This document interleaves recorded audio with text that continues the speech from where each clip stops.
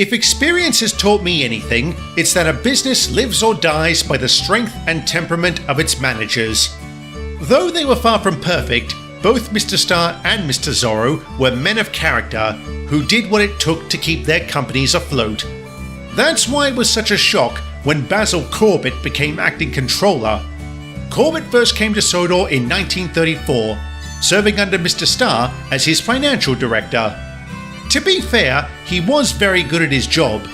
He always negotiated favourable terms with clients and ensured they paid up on time.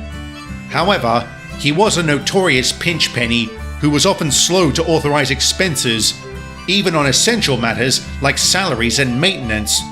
In fact, not long after Burke and Blair's infamous inspection, it came to light he had been the one to propose selling off Toby. Needless to say, that didn't endear him to us engines, and his miserly ways meant the staff weren't too fond of him either. How he managed to stay on in spite of this unpopularity is beyond me, just as I am baffled by the fact that he succeeded Mr. Starr after he was killed. Phew, I never thought I'd say this, but the war did provide some good in that regard. As the railways were still operating under the jurisdiction of the British government, Corbett had very little input in actually managing us.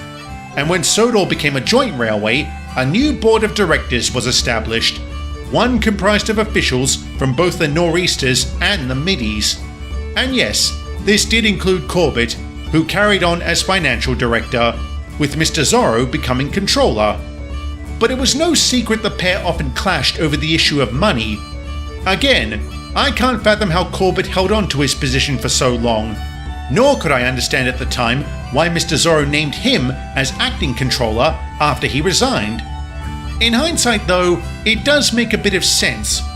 As I just said, Corbett was only the acting controller, and the board had yet to choose a new one. And when we found out the other potential candidate for the job was Giles Freeman, well, I think James put it best.